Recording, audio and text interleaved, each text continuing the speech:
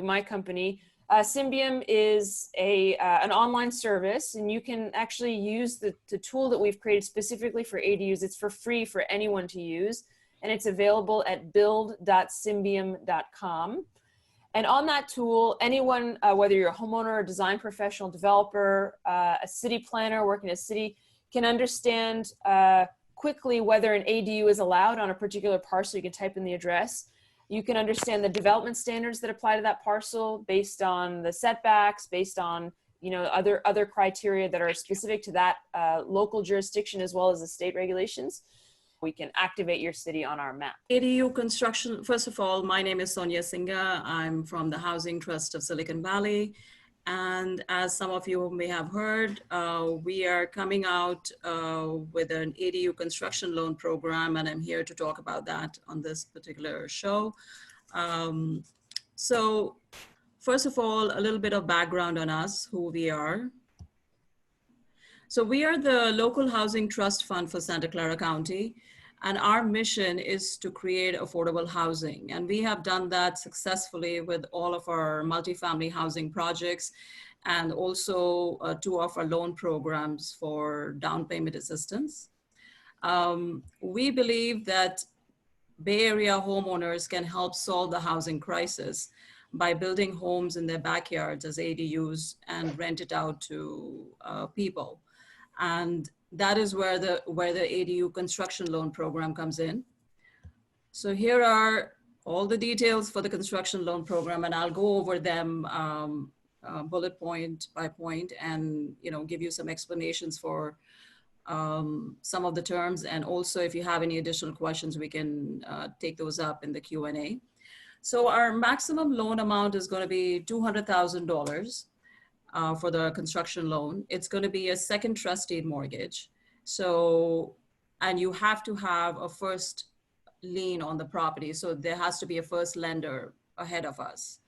The term of the loan is going to be for 3 years, and it's going to be amortized over 20 years.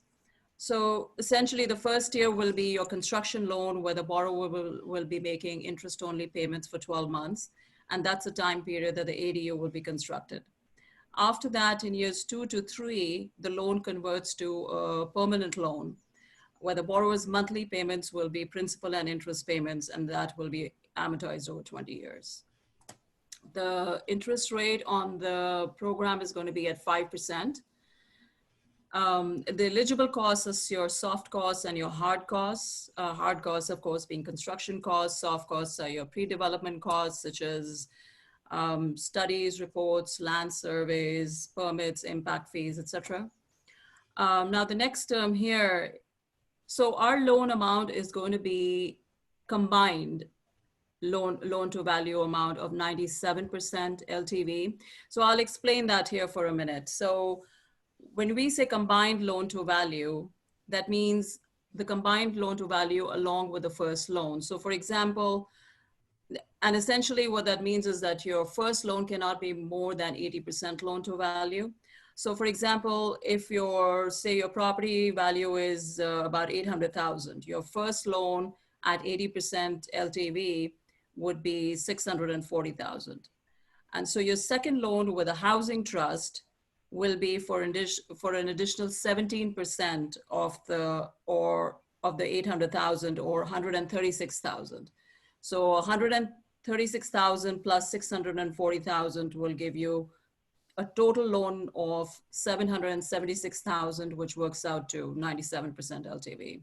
So this can be a little confusing sometimes, but I'd be happy to explain it offline. The next thing is that we do have a minimum 2-year affordability restriction. And what that is, that the borrower who's building an ADU, they have to make a commitment to rent out the ADU to a qualified tenant for at least 2 years.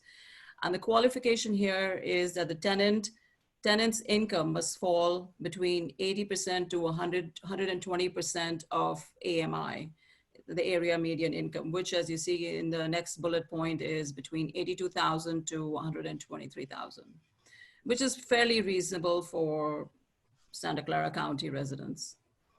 The tenant can utilize up to 34% of their income towards rent, and rents are capped at about $2,023 or fair market rent, whichever is less. And of course, your loan amount will be sized based on the rent and of course your CLTV like we discussed earlier. So that's just a very short presentation on, you know, what a construction loan program is all about. And like I said, I'd be happy to take questions on that later on.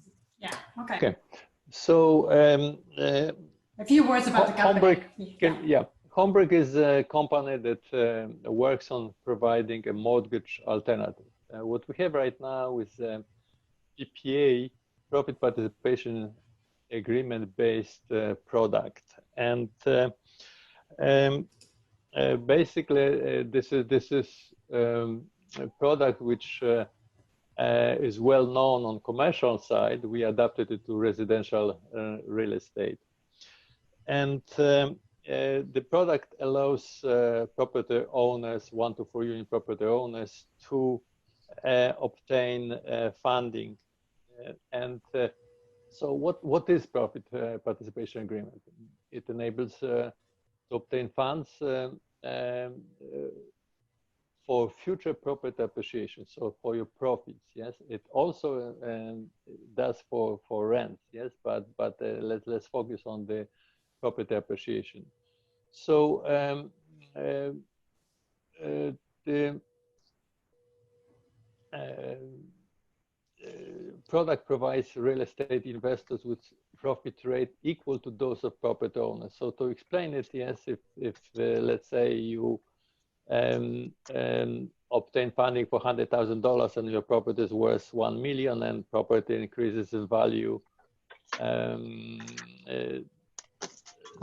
doubles in value. Just for a simple example, in this case, you know, what you own to the investor is double amount of 100 you received would be 200,000. Yes. So there are two components in the profit participation. One is this profit, the appreciation of the property. Another is the 2% interest that accrues during the agreement term. And what is most important, there are no monthly payment. Yes. So you pay at the end of the term, and I will talk about the end of the term in a second. And agreement is between property owner and investors. So HomeBrik is a matchmaker. We bring investors and the property owners together. Yes. So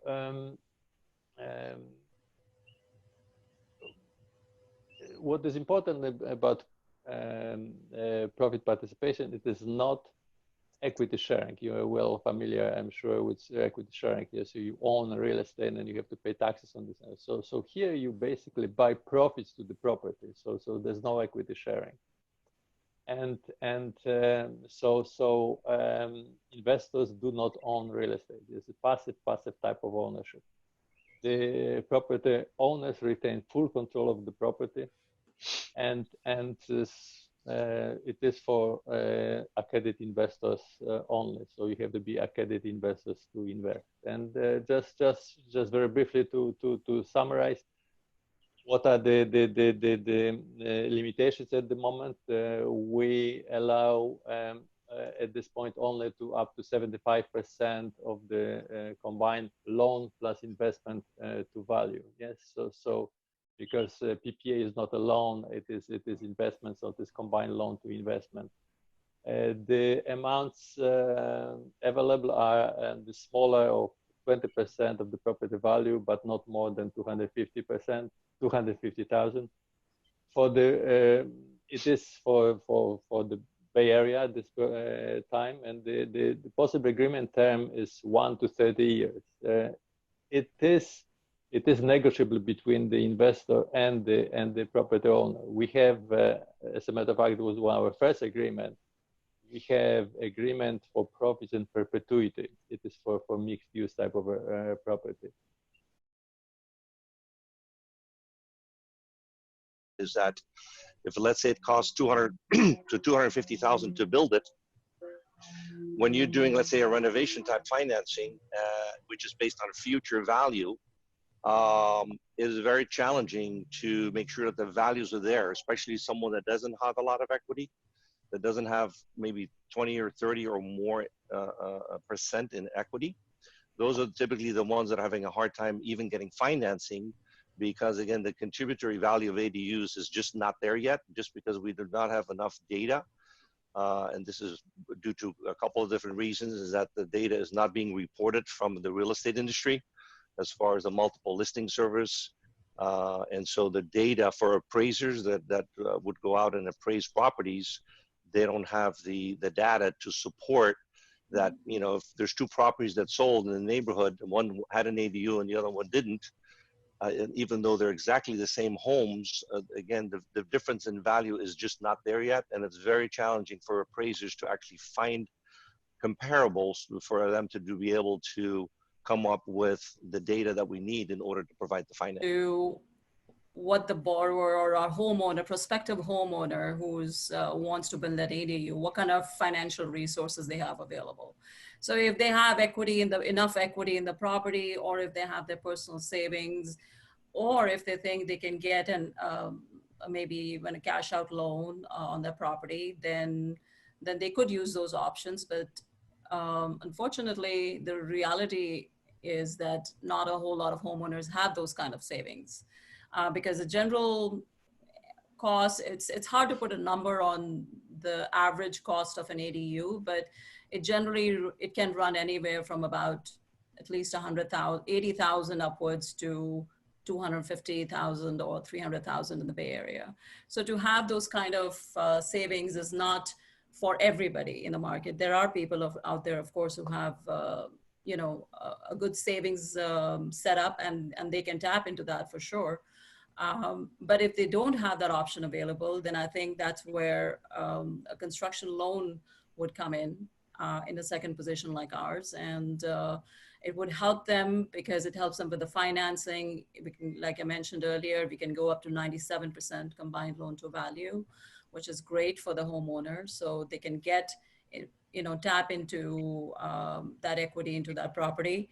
And also, you know, I just wanted to mention that I feel that we are kind of, you know, bridging a gap between the current conventional financing options which are available out there and a lack of secondary mortgage financing. And with our construction loan, and our goal is always to create more affordable housing. And this is where the homeowners come in, and they can actually create that affordable housing in their own backyard. So it gives them an opportunity to actually tackle this crisis that we are in, you know, firsthand. And I think that's very, kind of going back to the mortgage broker sort of concept, where a broker has access to a lot of different options, if you will, and really taking the consultative approach about, you know, as we're all learning about each other's products and about different avenues to go about the financing. I think it's really important for a homeowner to be working with someone that has not only a lot of options available in-house, but if they don't have the option in-house, to also be able to then reach out to others about a viable product that may work for that individual or that family.